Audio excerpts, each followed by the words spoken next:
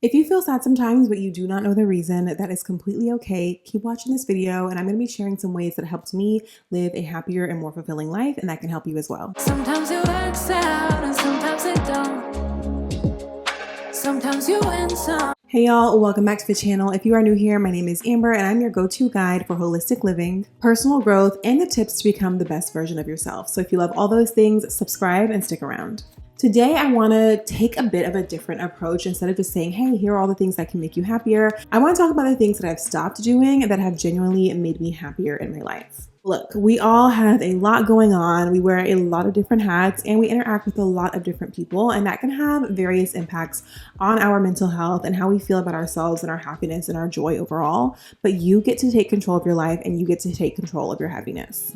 So let's talk about some of the things that were really holding me back from genuine happiness and the things that could be potentially holding you back as well. The first thing that I had to let go of was people pleasing. And I would definitely say that I'm someone who does not identify as a people pleaser in general, because I'm not like, oh, let me make this decision based on other people. But what I noticed that I was doing was I had some sort of fear of leaving people behind, or more so of people's opinions if I was changing or evolving or elevating, and they felt like they're being left behind in that process. So I completely had to let go of that thought. In general, if you are a people pleaser, you probably say yes to a lot of things. And I want you to ask yourself this question: is saying yes to all these invitations, going to these places where I don't really want to be, helping me elevate in my life, or is it draining me? If you are on your journey to having more joy, more peace, and more balance, you cannot continue living your life for the happiness of other people. You have to focus on yourself. If you are constantly prioritizing other people over yourself, you're abandoning yourself.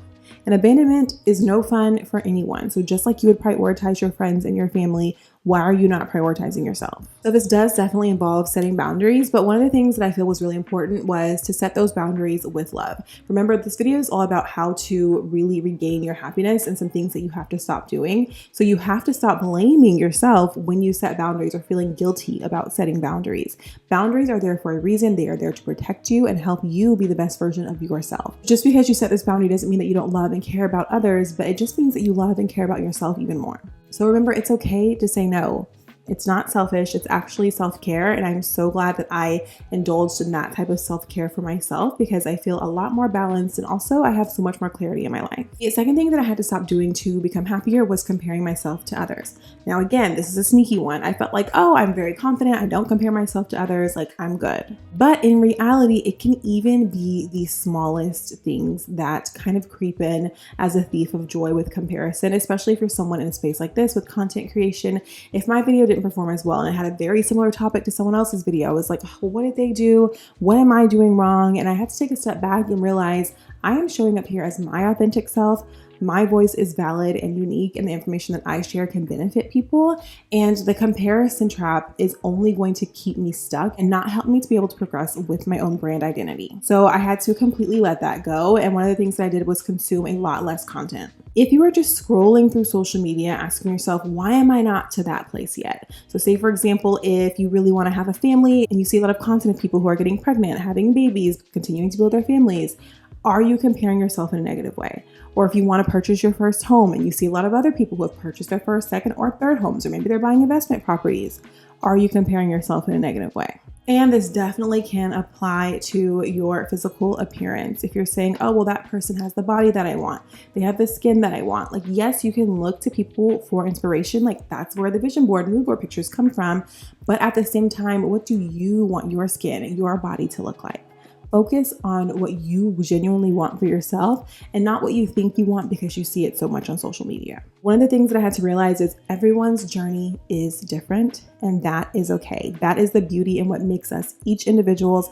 That is what makes me unique. That's what helps me stand out, and that's what makes me who I am. So to kind of combat this, I would definitely suggest curating your feed. So one of the things I did, especially like from the fitness lens, instead of only following people who are my inspo, I follow people who are where I'm at now, who are on their journey to become stronger, to become more fit, and to be the healthiest versions of themselves. And that really helps me find balance. As I'm scrolling through social media, I have inspiration, but at the same time, I'm able to be appreciative of where I'm at currently. The next thing that I did was completely get rid of all toxic relationships. So whether this is friends, family, romantic relationships, if this person is in your life and they are not adding value, they do not love you properly, they are not supporting you, you do not need to have them in your life. And I completely understand that this one can be tough. I recently had to have a very direct conversation with someone. Now, this is a little bit of a trickier situation because this person was supposed to be in my life and then they weren't. Then they wanted to resurface and continued reaching out to me. So first, I politely let them know, like, hey, I don't have an interest in keeping touch. I wish you well. They did not get the message, so I had to be a little bit more direct. Now, while that wasn't exactly easy, I knew that if I continued to have this person texting me every single day, reaching out to me on a regular basis, that was not helping me at all. I did not need to have a relationship with this person. There were no positive aspects or value gained from that relationship. So I wanted to make it very clear that, hey, I am not doing this. And so that was the next conversation that I had to have with that person, where it was very direct, very clear. And since then, they got the message, and I feel very good about the decision that I made and how I communicated and handled myself in that situation. It is okay to move on from people. It is okay to outgrow people. And it's important to remember that you do not owe anyone anything. You only owe things to yourself. So once you let go of those toxic relationships and those toxic connections, you are then allowing other people to enter your life who are bringing positivity and light and support and an unselfish love for you, and they want to see you actually grow and thrive. I know it's not always easy, but you have to protect your energy at all costs. And I genuinely feel so much better, and like there's a weight lifted off of me when I have those tough conversations or remove people from my life that I just know this relationship does not need to come with me into the future. This relationship is not something that's lending itself to helping me become the higher version of myself. Next up, let's talk about overthinking. So I am an Enneagram 3. If you know anything about the Enneagram scale, it's a personality test. If you're a 3, that means you are an achiever. The problem with being an achiever is you want to do everything all the time and do it to the best of your ability, which can be extremely draining. I was not necessarily someone who was like, oh, what if? But I was always like, what if? Like always looking for a new solution or an option or trying to problem solve. And I had to realize, like, you can't fix everything. You need to focus on fixing yourself, and then we'll get to the other things one by one. So if you are someone that worries a lot, think about the fact that most of the things that you worry about probably will never happen, but also you are strong and you are resilient. Always go back and reflect on times when you were going through a really challenging situation and you were able to overcome it. Now, of course, that is only with God's help, but at the same time, you had to meet him halfway and you had to do work as well in order to allow him to bless your work. So by reflecting on these things, you'll realize even though you were in a really challenging situation, you came out of it and there was light on the other side.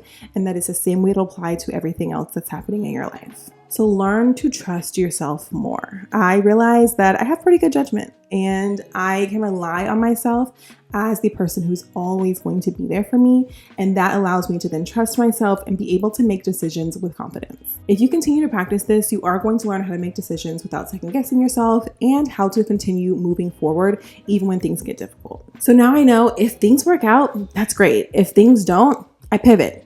I find a new solution, I adjust, and I make it work. But I refuse to stay stuck. I refuse to live in fear, and I refuse to not live my life to the fullest, and you should do the same thing as well. And the last topic that we're going to be discussing of the things that I stopped doing in order to live a happier and more fulfilled life is I stopped neglecting myself for the sake of productivity. I love being a productivity princess. I have so many tools and things in place that help me be as productive as possible. But at the same time, I had to learn to listen to my body and to lean into rest. Being busy all the time is not a badge of honor. So now, even though sometimes I say, oh, I can't come to that, I'm busy, it's because I've also scheduled in some self-care time and some solo time and time for me to pour back into myself, into my life. So it's not like, oh, my calendar is completely packed with all these things that have to do with other people. It's completely packed, but some of those things are things that I just want to do for myself because I have to prioritize myself and my health and my happiness.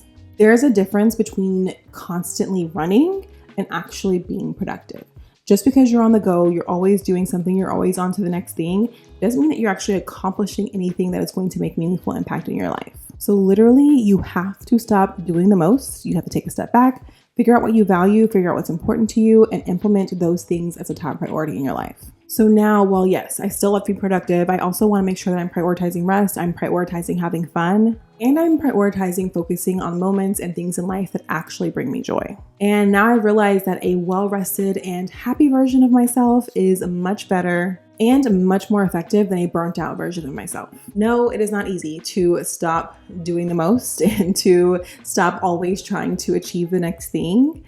But when I realized that I've achieved so much more personally throughout that process, I have grown so much more. My relationship with myself has grown so much more. I was able to see I don't need to be doing all the things all the time. Find the things that I love, find the people that I love, the things that make me happy, the people that make me happy, and that is enough. And that's okay. And that has truly helped me live a happier and more peaceful life overall. All right, so that wraps up for today. If anything resonated with you, please comment down below. I would love to have a conversation in the comment section and support each other as we are striving to live happier and more fulfilled lives. Also comment below what's something that you have changed in your life that's made a big impact or something that you are hoping that you can change in the near future. Thank you all so much for watching this video, and I will see you in the next one. Bye.